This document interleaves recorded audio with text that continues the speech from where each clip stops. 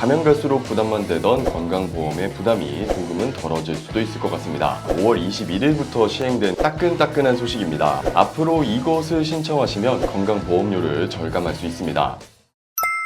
시니어 정보의 모든 것 걱정마 엄빠 첫째 아들입니다. 앞으로 이것을 신청하시면 건강보험료를 절감할 수 있습니다. 고물가, 고금리 시대에 건강보험료까지 신경 쓰였던 요즘이었는데요. 가면 갈수록 부담만 되던 건강보험의 부담이 조금은 덜어질 수도 있을 것 같습니다. 오늘 드리는 정보는 알면 무조건 힘이 되는 이야기이기 때문에 오늘 영상 끝까지 시청하시고 내가 내는 건강보험료 꼼꼼하게 체크하시길 바라겠습니다. 그러면 오늘 영상도 역시 엄빠님들의 구독, 좋아요와 함께 힘차게 시작합니다.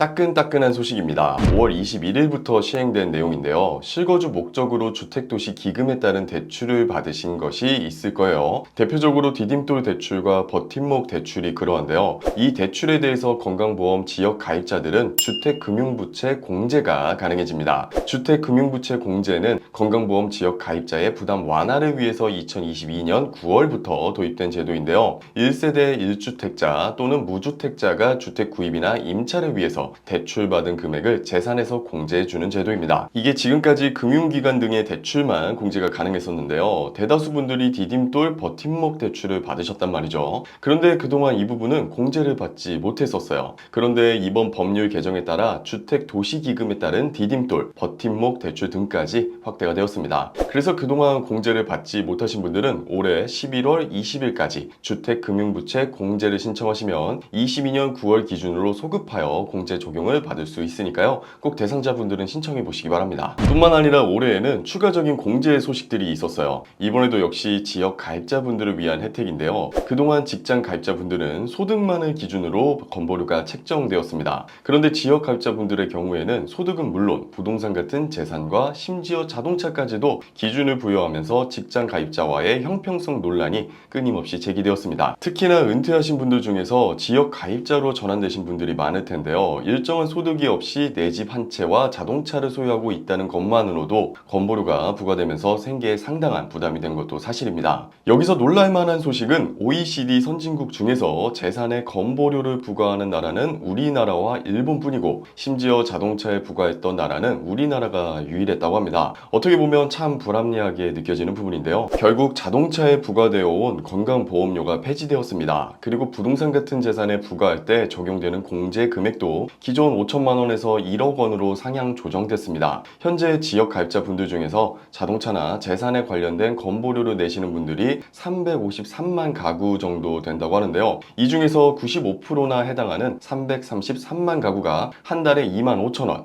1년이면 거의 30만 원의 건보료를 아낄 수 있는 혜택을 받으시게 되었죠. 자세하게 소개를 드리면요. 먼저 재산보험료의 기본공제 확대 부분부터 말씀드리겠습니다. 원래 이 재산보험료라는 게 1982년 소득 파악의 어려움 때문에 도입된 제도라고 하는데요. 옆에 보이시는 공식이 재산보험료를 산출하는 공식입니다. 복잡하죠? 재산세 과세 표준이란 말이 어려우실 텐데 쉽게 말씀드릴게요. 부동산이나 토지 같은 건 실시간으로 계속 가격이 변동되잖아요. 가격이 높을 때도 있고 낮을 때도 있을 거고요. 그럼 세금 같은 거 매길 때 어떤 기준으로 매기냐는 거죠. 그래서 국가에서 딱 집어서 이렇게 해라 라고 기준액을 정해주는데 이걸 재산세 과세 표준이라고 생각해 주시면 될 것 같아요. 그럼 이 재산세 과세 표준에서 기본공제 5천만 원 빼주고요. 주택 부채 금액도 빼주고요. 이렇게 공제된 금액을 총 60개 등급으로 나누고 등급당 금액을 곱해서 산출되는데요. 결론적으로 제가 표시한 빨간 박스 안에 있는 금액이 적으면 적을수록 보험료를 적게 내겠죠. 그런데 이 기본 공제 금액이 그동안은 5천만 원까지 공제됐었는데 이제부터는 1억 원까지 공제된다고 하니까 빨간 박스 안에 있는 금액이 더 적어질 수 있겠죠. 그래서 아무것도 하지 않아도 재산보험료를 납부하는 330만 세대는 평균 월 2만 5천 원 절감 효과를 보실 수 있는 거고요. 재산 금액이 적다면 인하폭이 상대적으로 클 것으로 예상되는데 일부 세대는 인하폭이 거의 5만 원에 이를 수 있다고 하네요. 자동차에 부과된 건강보험료 이야기로 넘어가겠습니다. 자동차에 대한 보험료는 1989년도에 도입된 제도라고 하는데 지금까지는 4천만 원 이상 자동차의 경우 보유한 자동차의 배기량과 사용 연수에 따라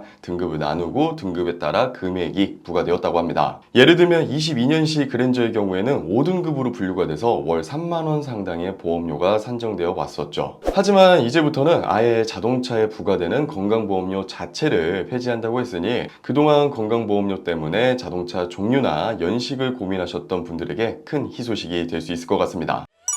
오늘은 올해 바뀌는 건강보험료에 대한 내용과 함께 이제부터 신청할 수 있는 공제 제도를 소개해 드렸습니다. 이번 소식과 같이 우리 엄빠님들께 도움되는 소식들을 신속하게 전달해 드릴 테니까요. 구독, 좋아요, 알림 설정 지금 잊지 말고 꼭 해두셔서 놓치시는 소식 없으셨으면 좋겠습니다. 그럼 다음 영상에서 또 뵙도록 하겠습니다. 감사합니다.